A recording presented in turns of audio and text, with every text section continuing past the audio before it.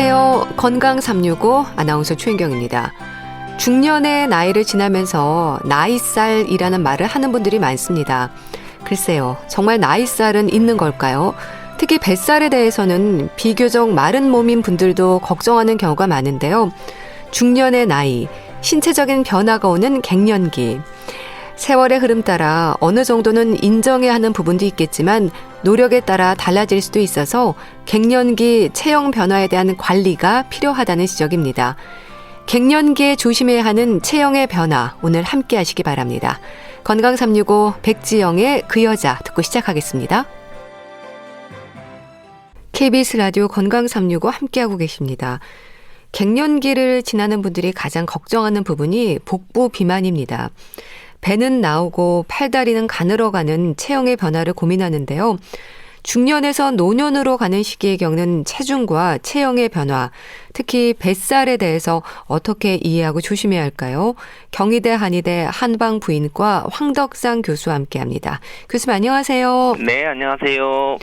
네, 교수님. 체중과 체형을 생각하면 좀 비슷한 듯 하면서도 좀 다르게 이해를 해야 하지 않을까 싶기도 합니다. 어떨까요? 네, 그렇죠. 우리가 체중과 체형이 어떻게 보면 비슷하게 가는 것 같지만 굉장히 다를 수가 있고 또 나이에 따라서는 굉장히 다른 큰 차이가 있다는 것에 대해서 좀 꼭 알으셔야 되는데요. 그렇기 때문에 다이어트나 이런 거를 할 때도 오히려 체중만 보기보다는 체형을 관찰을 해야 되는데요. 예를 들면 체중이라고 하는 것은 내 몸무게죠. 근데 똑같은 체중, 똑같은 몸무게에 있는 분이 두 분이 있는데 한 사람은 역삼각형의 굉장히 단단해 보이는 체형이 있는 거고 또 다른 한 분은 우리 서양 그 먹는 배처럼 어깨는 좁지만 이제 배 주변으로 이제 지방이 많고 둥그렇게 이제 오히려 큰 그런 배 모양으로 되어 있는 분들이 있거든요. 그럼 똑같은 체중이어도 역삼각형으로 되어 있는 분이 오히려 단단한 체형이 되어 있는 분이 훨씬 건강한 체형이라는 걸 누구나 알 수가 있는 거죠. 그렇기 때문에 단순히 몸무게만 보는 체중만 보는 것이 아니라 우리 건강에 있어서는 어느 부위에 살이 있고 어느 쪽에 지방이 좀 적고 어느 부위에 근육이 많은지 그것에 따라서 나타나는 체형이 굉장히 중요한 문제라고 볼 수 있습니다. 이런 문제는 더 이제 나이가 들면서 더 중요해지는 이유들은 나이가 들면서 노인이 되면은 우리 체 구성이 변화가 되거든요. 그렇기 때문에 뭐 또 척추도 좀 눌리면서 퇴행성으로 해서 키가 상대적으로 좀 줄어들어서 단순히 키랑 체중으로만 비교하는 BMI 기준으로 일괄 적용이 되면은 오히려 좀 젊은 사람들과는 좀 다른 얘기를 할 수가 있어서 오히려 단순히 키와 체중으로 보는 BMI를 보는 것이 아니라 복부 둘레를 보는 그런 복부 비만을 평가할 수 있는 체형을 보는 것이 오히려 더 중요한 그런 문제일 수 있습니다. 네. 사실 갱년기는 남녀 모두가 겪는 변화의 시기가 아닐까 싶은데요.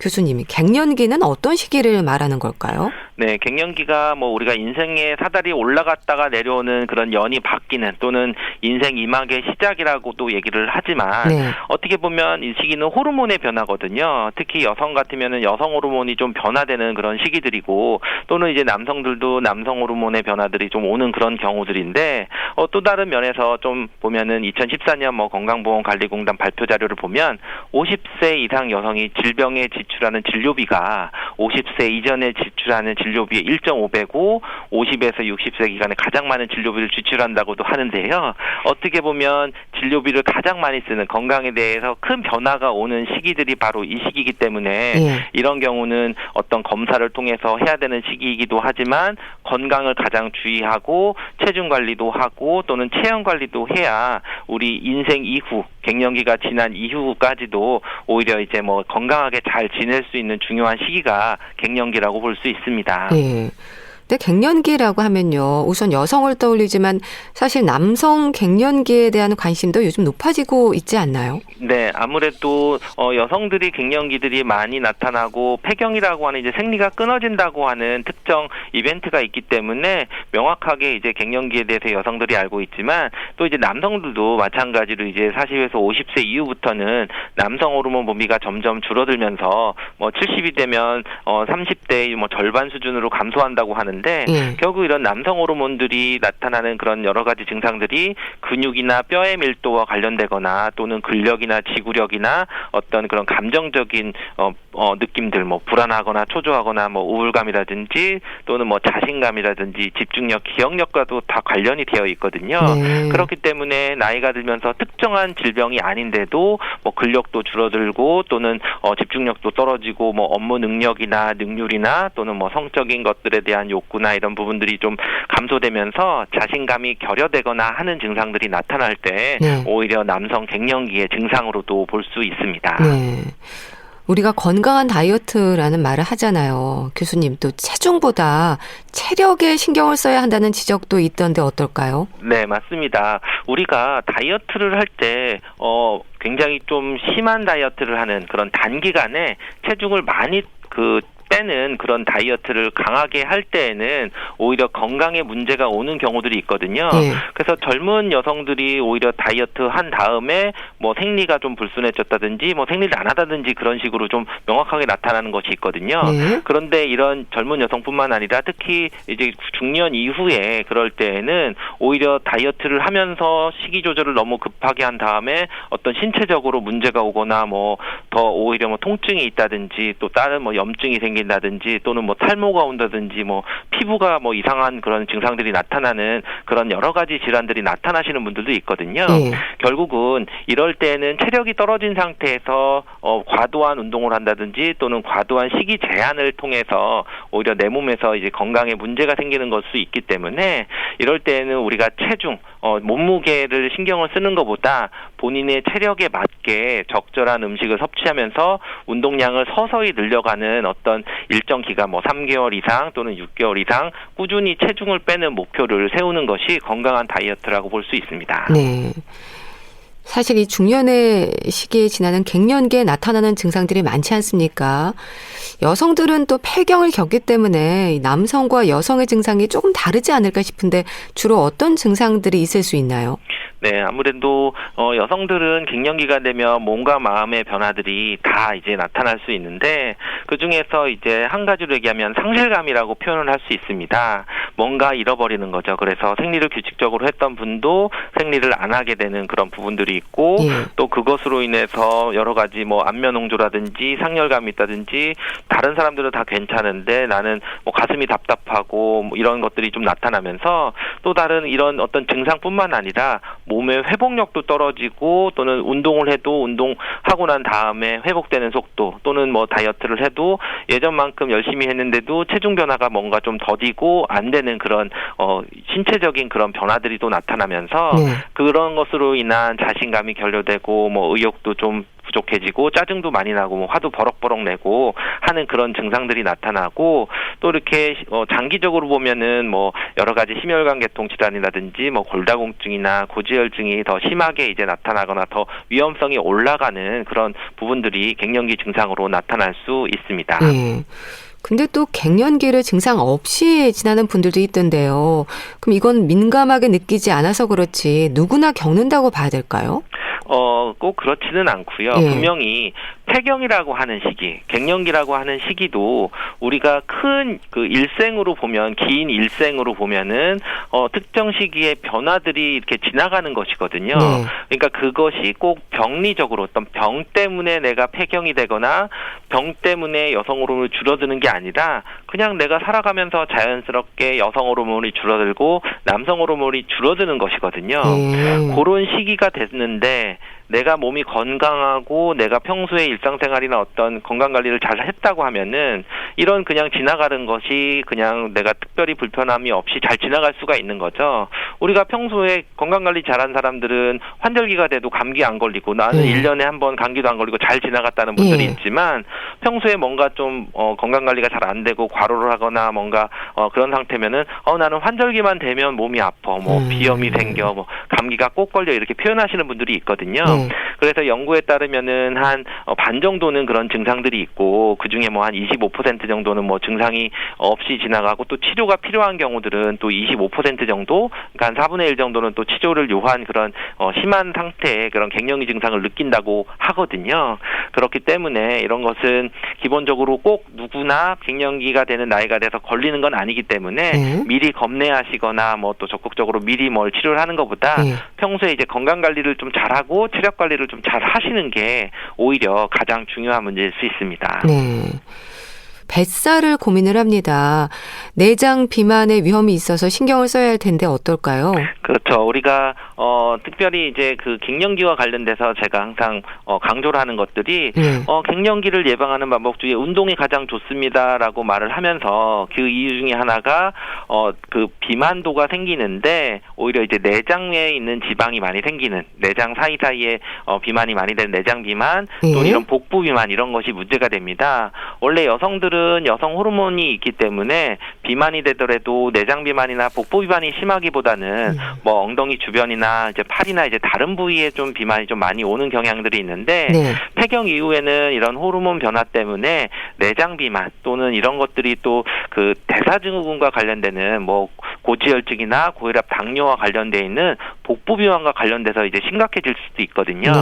그렇기 때문에 이런 부분들을 좀 신경을 써야 되고 만약에 이럴 때는 단순히 어떤 수치 혈액 검사를 하는 것도 중요하지만 허리둘레가 이제 남성은 뭐 36인치 또 여성은 이제 32인치 이상이 되거나 또는 뭐 중성지방이나 또는 고밀도 지방들이 좀 높거나 또는 혈압이나 공복혈당이 어느 정도 기준을 넘어가거나 뭐 혈압약 당뇨약을 먹는다고 하면은 대사증후군으로 진단될 수 있기 때문에 이럴 때는 어떤 물론 약을 쓰고 치료를 하는 것도 중요하지만 어떤 내장 지잠을 줄일 수 있는 그런 것들도 굉장히 중요한 생활 습관입니다. 네.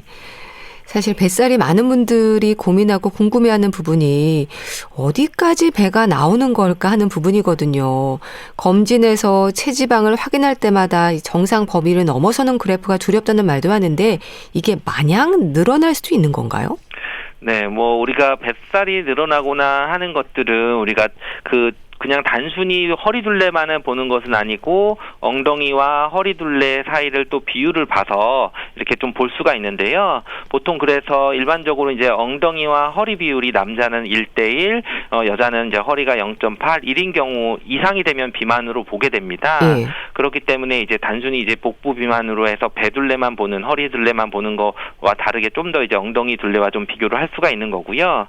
그리고 기본적으로 우리가 체중으로 볼 때는 BMI라고 해서 키와 체중의 그런 비율로 보게 되는데 우리가 이것은 이제 기본적으로 계산을 할 수가 있는데 자기 체중을 키의 제곱으로 나누면은 그게 BMI가 되는데요. 그 수치가 23 이상이면 과체중이고 25 이상이면 비만이 되고 또 30 이상이면 이제 고도 비만이 되는데 사실 이제 문제가 되는 것은 이제 BMI가 30 이상인 그런 고도 비만일 때에는 여러 가지 그런 대사증후군이나 뭐 우리가 뭐 대사병이라고 하는 그런 위험성들이 높아지고 또는 이제 삶의 질이나 이런 것들이 다 문제가 되는 그런 부분들이 될 수가 있습니다. 그래서 기본적으로 키와 체중의 BMI도 봐야 되고 또는 이제 허리와 엉덩이의 비율이나 이런 것들을 봐서 어느 정도 이제 좀 그 정상 범위를 유지하기 위해서 노력을 하는 것이 중요합니다. 네. 그러니까 뱃살이 늘면서 체지방이 많아지고 근육은 줄고요. 낮아지는 골밀도의 고관절의 위험까지 나이 들수록 높아지는 이런 체형의 변화가 좀 걱정이 됩니다. 이게 건강하고 연결이 되는 부분이잖아요. 그렇죠. 우리가 단순히 뭐 체중이 늘었다, 뭐 과체중이다 이런 부분들은 사실은 엄격하게 그것만으로 해서 뭐 건강과 문제된다 이런 것보다는 그렇지만 이런 것을 결정하는 것이 어떻게 보면 기초대사량일 수도 있고 그리고 그 기초대사량이 나이에 따라 변하는 것이 그 원인이 근육량의 차이입니다. 결국 우리가 똑같이 먹고 기름을 태우는데 엔진의 그런 배기량에 해당하는 거니까 엔진을 태우고 소모하는 그런 것이 이제 근육량인데 결국은 우리가 먹는 거나 생활 습관은 똑같지만 나이가 점점 들면서 40대 이후로 점점 근육량은 줄어들어서 기초대사량을 감소를 하게 되는데 이랬을 때 오히려 호르몬 변화도 있고 내장 지방 증가를 하고 근육량이 감소를 하기 때문에 오히려 이제 건강과 직결 직결되는 문제들이 있고 또 근육이 약하면은 그와 관련되는 골다공증도 좀 심해질 수 있는데요. 네. 그렇기 때문에 우리가 평소에 이제 근 감소와 관련되는 그리고 근육량과 근육을 주관하고 평가할 수 있는 근 감소에 관련되는 것들이 좀 중요하게 체크를 해봐야 되고 평소에 이제 근육량을 유지하기 위해서 이제 노력을 하는 것이 굉장히 중요할 수 있습니다. 네. 그래서 근 감소증과 관련돼서 영향을 주는 게 분명히 이제 노화나 이런 것들도 있지만 평소에 이제 운동도 부족한 것뿐만 아니라 영양이 좀 불균형하거나 네. 또 이제 만성 질환이 있거나 이런 것들도 좀 차이가 있고 만약에 이런 근 감소증이 있으면은 골다공증도 더 심하게 올 수 있고 또는 그런 부작용이나 이런 것들이 더 심할 수 있기 때문에 근육량을 유지를 하는 것이 오히려 굉장히 중요한 그런 부분일 수 있습니다. 네.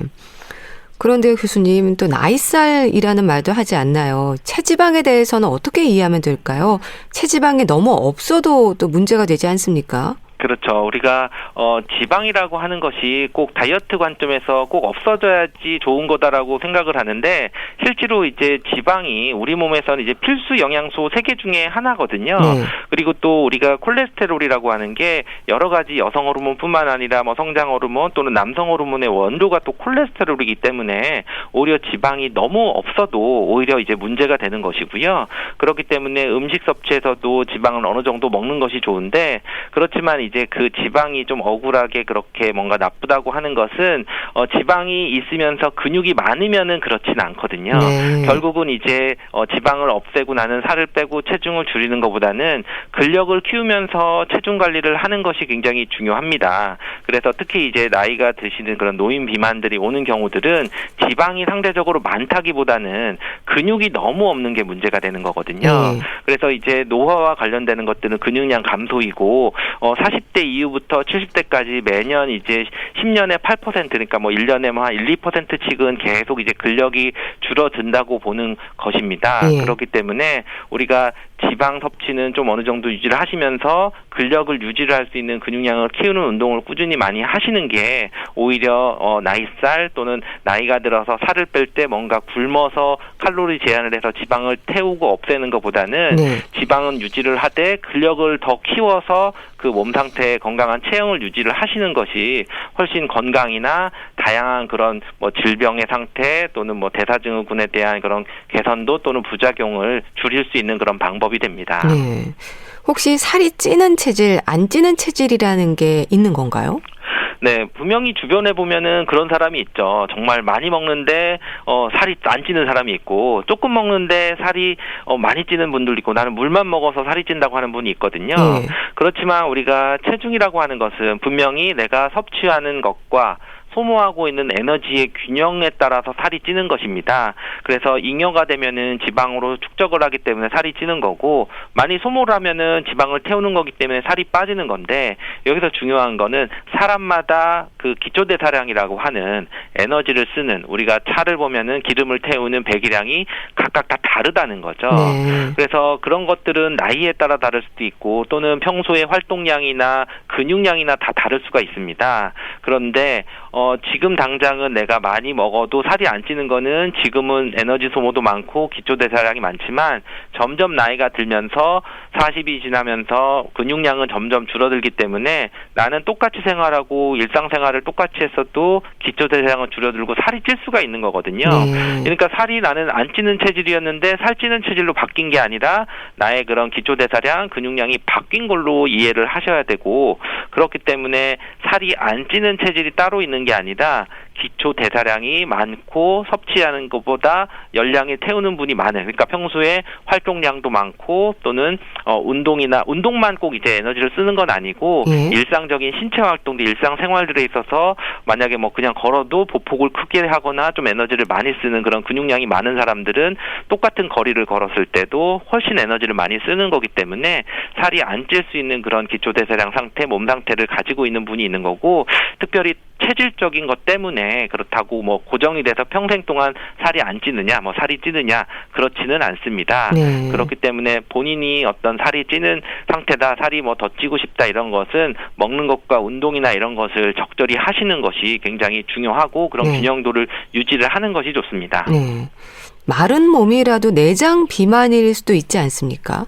네, 오히려 저희가 오는 특히 이제 젊은 여성들이 왔을 때 오히려 저는 이제 여러 가지 생리불순 또는 뭐 다낭성 난소증후군 이런 것일 때 꼭 이제 확인을 해보고 설명을 하는 부분인데요. 예. 마른 비만이라고 하는 부분이 있는데 분명히 키랑 체중만 보면은 굉장히 그 날씬한 그런 몸을 가지고 있는 그런 BMI가 낮은 BMI가 뭐 20 아래로 뭐 18, 19 정도 되는 수준으로 굉장히 마른 체중으로 키에 비해서는 마른 걸로 되어 있는데 네. 오히려 저기 체성분 분석을 해보면 근육량이 정말 부족한 사람들이 있거든요. 그러면 똑같은 체중인데 근육은 없고 이제 지방의 절대량보다는 상대적으로 지방이 많은 사람들은 오히려 똑같이 비만 환자와 비슷한 증상들이 많이 나타나서 뭐 고지혈증이 나타난다든지 오히려 뭐 당뇨 수치가 뭐 안 좋다든지 분명히 이 사람은 체중으로 따지면은 마른 사람인데도 오히려 그렇게 마른 비만이라고 하고 실제로 그런 분들은 뭐 내장 비만이 오히려 있는 그런 상태 여러 가지 그런 그 비만과 관련되는 증상들이 더 나타날 위험들이 많은 분들이 오히려 이렇게 마른 비만에 해당이 나는데 그 차이는 근육량과 지방량의 그런 밸런스가 깨져 있는 분들이 있을 수 있습니다. 네. 우리가 내장 비만이 좀 위험하다 이런 얘기 많이 합니다. 어떤 부분들이 지적이 될까요? 그렇죠. 이제 내장 비만이 있으면은 그냥 단순히 이제 외모적인 뿐만 아니라 중등도 이상의 그런 비만에서는 뭐 고혈압이나 뭐 당뇨나 이런 관상동맥 질환 같은 이제 심장 질환이라든지 뭐 또는 뭐 담낭 질환이나 또는 이제 간 질환 이런 것들처럼 뭐 내 간염은 아니도 뭐 간 수치가 오른다든지 이런 것들도 많이 나타날 수도 있고 뭐 통풍이나 뭐 또는 수면 무호흡증이나 뭐 폐색전증이나 또는 뭐 여러 가지 뭐 대장암이나 전립선암 이런 암과도 좀 관련되는 것들이 좀 비만과 관련되는 것들이 있거든요. 결국은 이제 비만이고 어떤 고도 비만, 좀 심각한 비만이고 내장 비만이 심할 때에는 이런 여러 질환들이 좀 더 위험성들이 나타나는 것들이 올라갈 수 있기 때문에 오히려 좀 그냥 비만 자체보다는 이것들로 인해서 아주 중등도 이상의 그런 비만일 때는 이런 무시무시한 그런 질환들의 위험성들이 좀 올라간다고 볼 수 있습니다. 네. 허리 둘레를 좀 재보면 되는 걸까요? 그렇죠. 아무래도 우리가 복부 쪽에 있는 이제 남성들은 한 36인치 정도, 그러니까 뭐 cm는 90cm 이상, 또는 여성은 이제 32인치 정도, 85cm 정도 이상이 되면은 이제 복부 비만이라고 하고, 그런 것이 이제 복부 비만이 더 나타났을 때에는 오히려 이제 뭐 당뇨병 발생이 뭐 2배 정도 뭐 더 올라가거나, 뭐 비만이 심하면은 뭐 정말 뭐 6배 정도 이상이 올라가거나, 또는 뭐 고혈압의 위험성도 뭐 2~3배, 뭐 심근경색의 위험도 뭐 2~3배, 또는 뭐 뇌졸중의 증상까지도 이제 올라가는 그런 증상들을 볼 수 있는데요. 결국 우리가 이러한 질환들이 뭐 내분비 대사 질환이라고 하는데 결국은 내 몸에서 뭐 호르몬 변화도 있을 수 있지만 어떤 지방을 과잉되고 근육들 에너지를 쓰는 그런 여러 가지 증상들에 있어서 나타날 수 있는 위험성이 올라갈 수 있습니다. 네. 참 내장 비만이 되지 않도록 조심해야겠네요. 그렇다면 교수님, 적정 체중을 유지하는 방법, 특히 뱃살 위험을 줄이기 위해서 어떤 노력을 해야 될까요? 그렇죠. 첫 번째로 이제 뱃살을 딱 줄인다고 얘기를 하니까 우리가 막 복부만 뭐 운동을 한다든지 뭐 복부에 자극을 주는 것만 생각하시는 게 어떻게 보면 제일 쉬울 수가 있는데요. 사실 이제 우리가 복부 비만, 내장 비만이라고 하는 것은 전체 지방대사, 우리 몸에서 열량이 많이 쓰여지고 지방을 축적하지 않는 전신 기능이라고 더 중요하다고 이해를 하시면 돼서 가장 기본적인 다이어트 원칙에 충실하는 것이 가장 좋습니다. 결국 내가 한 부위에만 빼겠다, 뭐 그 부분에만 자극을 하고 그 부분만 운동을 하겠다 그러면 오히려 내 몸에서 이제 밸런스가 깨지거나 아니면 또는 뭐 근육이 다쳐서 통증이 올 수 있기 때문에 우리가 기본적으로 내가 먹는 만큼 열량을 태우고 그리고 매일 규칙적으로 운동을 하고 그러면서 열량 제한이나 이런 균형을 맞추면 체중을 빠지는데, 물론 이제 그런 복부 비만이 있을 때 그 체형이 나빠서 뭐 골반이 틀어졌다든지 또는 나쁜 체형을 해서 배만 이렇게 또 볼록 튀어나와 있는 경우는 체형 교정까지 이제 해야 되는 경우들이 있는데요. 결국 기본적인 다이어트를 하시고 그 다음에 체형 교정을 좀 하거나 운동을 좀 부분적으로 집중을 하는 것이 올바른 순서가 될 수 있습니다. 네. 근데 열심히 운동을 하고 식습관에 신경을 쓰면서 건강한 다이어트를 이어갈 때 지방이 빠지는데도 순서가 있다고 들었습니다. 그런가요, 교수님?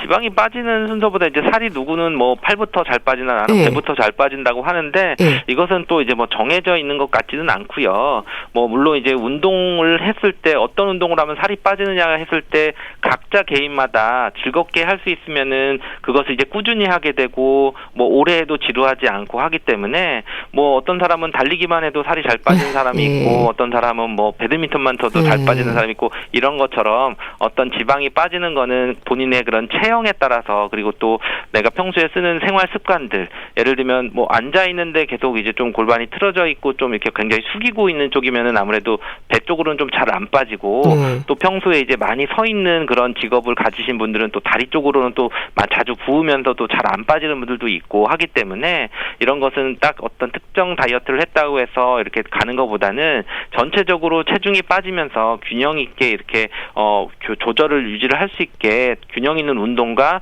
좀 운동도 한 가지만 하는 것보다는 기본적인 여러 가지 운동들을 같이 병행을 하는 것이 건강한 체형을 유지할 수 있는 그런 방법이 될 수 있습니다. 네, 운동도 그렇고요. 또 이런 건강한 체형을 위해서 또 어떤 부분들을 점검하고 노력해야 할지도 짚어주세요. 네, 기본적으로는 우리가 생리적으로 근육이 자연스럽게 빠지고 40대 이후에서는 매년 뭐 1에서 2%씩 근력이 감소하기 때문에 제일 중요한 것은 어떤 체형보다는 근감소형 비만이라고 해서 근육이 줄어들기 때문에 오는 것들을 제일 주의를 해야 됩니다. 그래서 우리가 다이어트를 할 때 먹는 거 위주로 하는 것보다는 어느 정도 중년이 넘어가면은 먹는 거는 규칙적으로 잘 먹고 열량 제한을 너무 강하게 해서 뭐 굶거나 그러는 것보다는 적절하게 잘 먹으면서 다양한 운동들을 해주면서 그런 것이 노화의 진행을 막으면서 근세포를 유지를 하면서 건강한 체형을 이룰 수 있는 그런 다이어트 방법이 될 수 있습니다. 네, 알겠습니다. 자, 오늘은 중년 이후 체중과 체형의 변화, 특히 뱃살에 대해서 어떻게 이해하고 조심해야 할지 짚어봤는데요. 경희대 한의대 한방부인과 황덕상 교수와 함께했습니다. 감사합니다. 감사합니다. KBS 라디오 건강 365 함께하고 계신데요. U2의 With or Without You 듣고 다시 오겠습니다.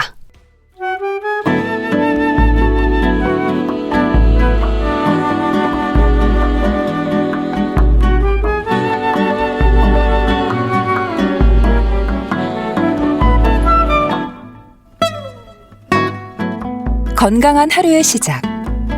KBS 라디오 건강 365. 최윤경 아나운서의 진행입니다.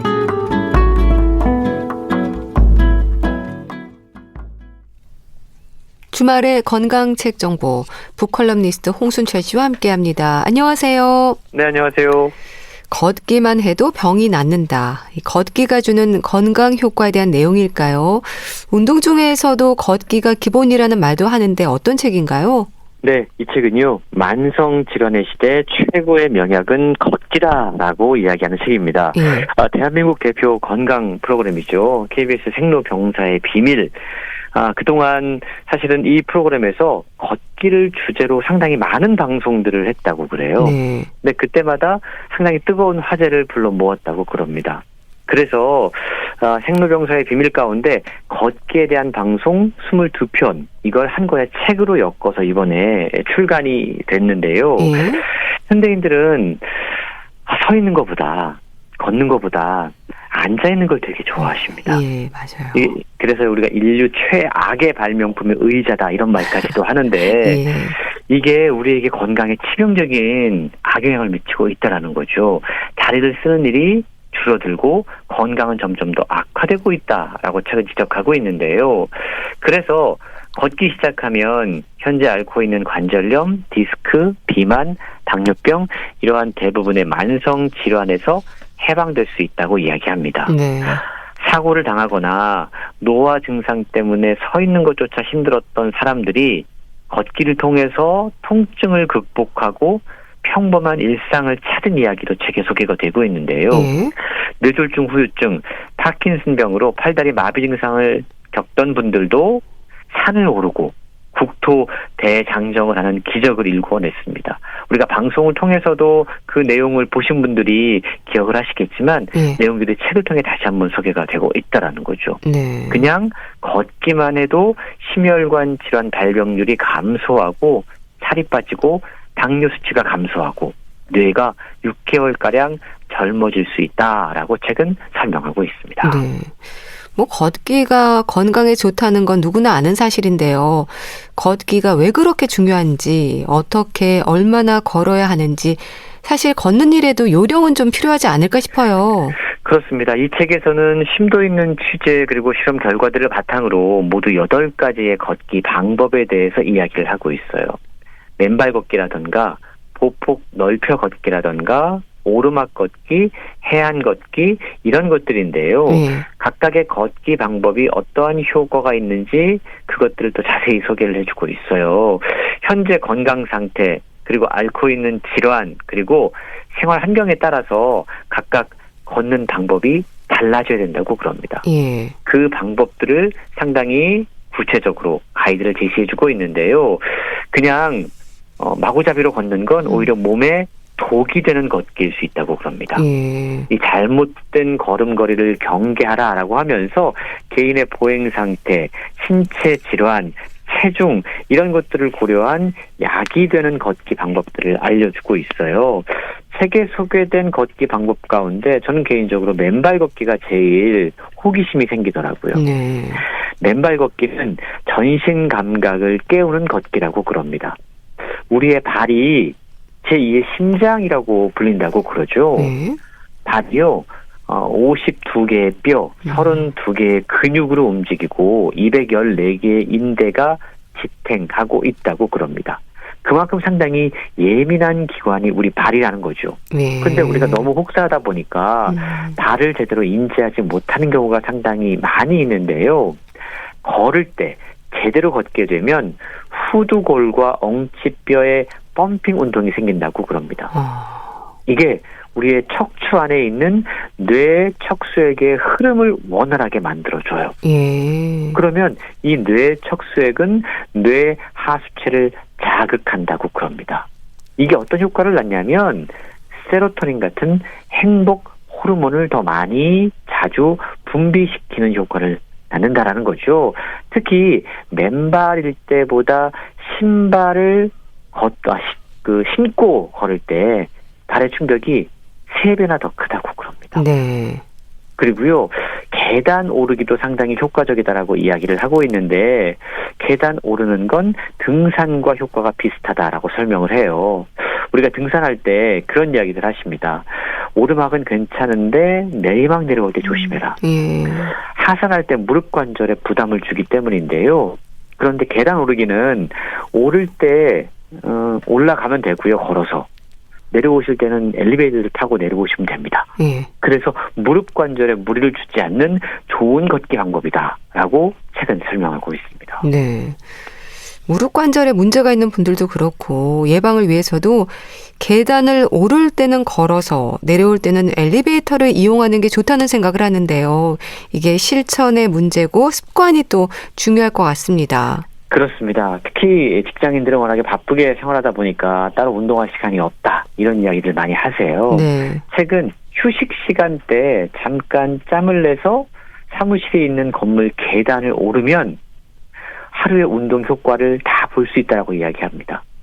계단 오르기는요, 신체 근육의 30%를 차지하는 허벅지 근육을 반복적으로 사용을 한다고 그래요. 그래서 혈액량을 증가시키고 혈관 저항을 감소하게 만들고 혈압을 낮추는데 도움을 준다고 그럽니다.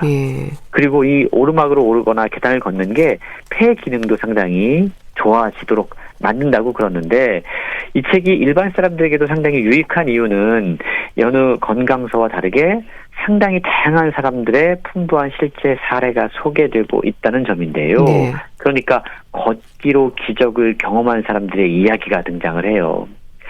살기 위해 걷기 시작한 사람들, 자리에서 일어나서 일단 걷기 시작하자 많은 것들이 달라졌다라고 고백하고 있는데요. 일상생활이 불가능할 정도로 허리와 무릎 통증이 심했던 사람들이 병원 치료를 해도 호전되지 않았어요. 근데 걷기를 시작하자 상태가 좋아졌다고 그럽니다. 통증의 원인과 증상은 달라도 공통적으로 걷기를 통해서 좋은 치료 효과를 거뒀다라고 책에 소개가 되고 있는데 걷기를 통해서 체중 감량은 물론이고 혈압이나 혈당이나 콜레스테롤, 참 많은 분들이 성인병으로 고민하고 있는 부분들인데 이런 것들도 회복돼서 약을 끊은 사람들도 책에 여러 등장하고 있어요. 또 완치가 불가능하다고 여겨지던 뇌졸중 후유증이라든가 파킨슨병, 암 환자 이런 분들도 걷기를 통해서 제2의 삶을 시작한 경우들이 책에 소개가 됩니다. 그러니까 걷기가 그야말로 만병통치약이라는 사실을 책을 통해 확인할 수가 있는데요. 네. 걷기는 아픈 몸을 낫게 하지만 창의력과 혁신의 단초를 제공해 주기도 합니다. 실제로 많은 예술가들이 걷다가 유레카의 상황을 맞이하는 경우들이 많이 있다고 그러죠. 예. 또 젊은 세대 직장인들도 걸으면 머리가 좋아지고 골치 아팠던 문제에 대한 해결책이 문득 떠오르는 경우들이 생기기도 합니다. 그게 다 이유가 있는데요. 우리가 손이나 발을 사용하면 뇌 속의 신경세포가 자극을 받아서 시냅스라고 하는 신경세포의 접합부가 연장이 되는데 예. 이렇게 연장된 시냅스가 다른 신경세포와 연결되면서 새로운 경로를 만들어내는 거죠. 네. 그러면서 그동안 찾지 못했던 새로운 해결책을 발견할 수 있는 그러한 원리가 이렇게 생겨나는 겁니다. 예. 그럼 걷기가 좋다는 건 알겠는데 좀 구체적으로 우리 건강에 어떻게 이롭게 작용을 하는지 또 의학적으로나 과학적으로 밝혀진 효능을 알고 있는 것도 좀 실천 의지를 높이는 방법이지 않을까요? 그렇습니다. 이 책은 걷기의 효능을 3가지로 요약을 하고 있어요. 네. 첫 번째가 에너지 소비를 증가시킨다. 두 번째가 심혈관, 뇌혈관 기능을 강화시킨다. 그리고 세 번째가 하체 근력을 강화시킨다라는 건데요. 네. 신비로운 점은 이 3가지가 우리가 걷기 시작하면 서로 복합적으로 이루어집니다. 걸으면 신체 활동량이 증가하죠. 네. 근육 움직임이 늘어납니다. 당연히 에너지 소비량이 증가하게 됩니다. 그리고 걸을 때는 하체 근육을 집중적으로 사용하게 되는데 이 하체 근육을 많이 사용하면 혈관을 짜주는 행위로 작동을 하기 때문에 심뇌혈관까지 원활하게 혈액순환이 이루어진다고 그럽니다. 네. 걷기를 통해서 하체 근육이 강해질수록 무릎과 척추에 가해지는 하중이 줄어들기 때문에 통증을 덜 느끼게 되는 것도 실제로 디스크라든가 이런 어떤 통증 있는 분들이 경험하는 부분들일 겁니다. 예. 특히 계단 오르기 같이 오르막을 걸으면서 허리를 곧게 세우게 되면 척추 기립근이 발달하는 효과가 있다고 그래요. 최근 근적외선 분광기라는 도구를 이용을 해서 70대 피실험자의 뇌 활성도를 측정하는 연구가 진행이 됐었는데요. 이 검사 결과를 색깔 변화로 판단할 수 있다고 그럽니다. 노란색에서 빨간색으로 변할수록 뇌가 점점 더 활성화된다는 의미로 받아들이면 되는데 네. 70대 피실험자가 보통 걸음으로 걸을 때 노란색으로 표시가 됐는데요. 그리고 일부만 빨간색으로 표시가 됐었어요. 예. 그런데 보폭을 10cm 넓혀 걷자 더 많은 영역이 노란색에서 빨간색으로 변했다고 그럽니다.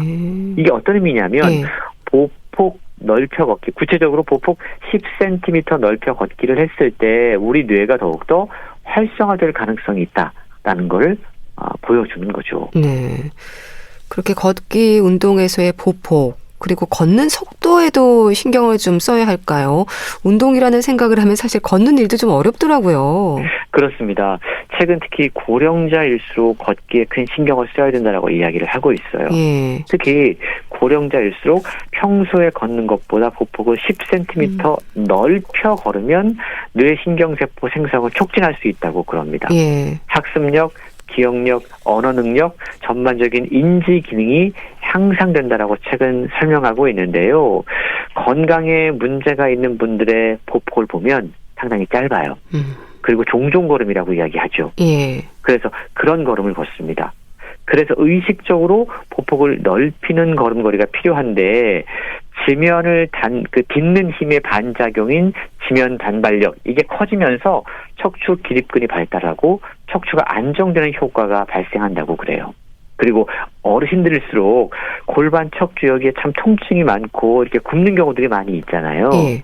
근데 보폭을 넓혀서 걸으면 골반과 척추가 바르게 세워지기 때문에 통증도 줄어들 수 있다고 그럽니다. 조금 더 구체적으로 얼만큼 보폭을 넓혀야 될까? 우리가 보폭이라고 하면 앞발의 뒤꿈치부터 뒷발의 뒤꿈치까지를 의미한다고 그럽니다. 예. 근데 사람마다 적정 보폭이 달라요. 그리고 키에 따라서 이 적정 보폭을 측정하는 계산법도 다르다고 그럽니다. 그런데 좀 어렵게 제가 설명드리지 않을게요. 보폭을 넓게 걸어라 라는 말은 평소에 본인이 어떻게 걷는가를 한번 생각을 해보시고 예. 그거보다 10cm 정도 넓혀 걸으면 좋다고 판단하시면 돼요. 예. 제가 해보니까 네. 10cm 넓혀 걷는 게 쉬운 일이 아니더라고요. 예. 바로 뭔가 좀 이게 뭐 운동이 된다는 느낌이 예. 듭니다. 그만큼 보폭 넓혀 걷기가 일반적인 걷기보다 우리 몸에 뭔가 자극을 더 많이 준다는 걸 확인할 수 있는 거고요. 걷기의 가장 좋은 방법은 보폭만 넓히는 게 아니라 자신이 평소에 걷는 걸음 속도보다 약간 빠른 속도를 유지하는 겁니다. 예. 팔을 힘차게 흔드는 거고요. 이때 시선은 정면을 바라보고 몸은 꼿꼿하게 세우고 팔은 흔들고 발도 뒤꿈치, 발바닥, 앞꿈치 이런 순서대로 제대로 디디면서 걷는 게 중요하다라고 최근 설명하고 있습니다. 네. 참 몸이 건강해야 마음도 편해진다는 말도 하잖아요. 몸의 건강뿐 아니라 마음 건강에도 이 걷기는 효과적인 방법일 텐데 책에서 어떤 조언이 담겨 있을까요? 네, 그 의사들 사이에 이런 농담이 있다고 그래요. 사람들이 많이 걸으면 아플 일이 없어서 의사들이 할 일이 없어진다. 란 농담인데요. 우리가 보통 이제 걷기와 자주 비교되는 게 달리기인데 네. 달리기 같은 경우에는 발이 땅에 닿을 때 체중의 3배에 달하는 하중을 받는다고 그럽니다. 무릎이나 허리에 무리가 오는 거죠. 그래서 여기가 안 좋은 분들에게는 달리기는 사실은 적합하지 않은 운동법이고요. 대신에 걷기가 가장 완벽한 만병통치약인데 앞서 말씀하신 것처럼 단순히 우리의 어떤 신체 건강뿐만 아니고 걷기를 통해서 마음 건강도 챙길 수가 있습니다. 네. 요즘처럼 햇볕이 좋을 때는요. 햇빛을 쬐면서 걸으면 행복 호르몬이라고 하는 세로토닌의 분비가 활발해져서 기분이 좋아지고 무기력한 증상이 해소된다고 그럽니다. 걷기로 자율신경을 조절하면 긴장한 뇌가 진정되면서 통증을 느끼는 역치가 낮아져서 진통제를 덜 찾게 되는 효과를 누린다고 그래요. 네. 뇌로 들어가는 산소가 충분히 공급되기 때문에 머리가 맑아지고 치매 예방에도 효과적이라고 그럽니다. 또 한 가지 치매 예방에 효과적인 걷기 방법을 소개해드리면 계산하면서 걷기라고 그럽니다. 실제로 계산하면서 걷기가 치매 예방에 효과적이다라는 근거가 일본 아이치현에 위치한 국립장수의료연구센터에서 실시한 연구에 의해서 밝혀졌다고 그럽니다. 걸으면서 계산을 하는 거예요. 네. 그러면 베타 아밀로이드의 침착이 확인돼서 치매가 시작되었다고 판정된 인지장애 환자가 실제로 호전되는 효과를 경험했다고 그럽니다. 네. 어려운 계산하지 마시고요. 예를 들어서 50에서 30 뺀다라던가 네. 뭐 이런 어떤 계산법들을 통해서 뭔가 항상 걸으면서 머리를 쓰는 두 가지를 한꺼번에 누리는 어떤 건강 효과를 경험할 수 있다라는 거죠. 걷기를 통해서 당뇨, 고혈압, 치매, 암, 위장질환, 우울증, 불면증, 통증, 감기 정말 치료할 수 없는 게 없는데요.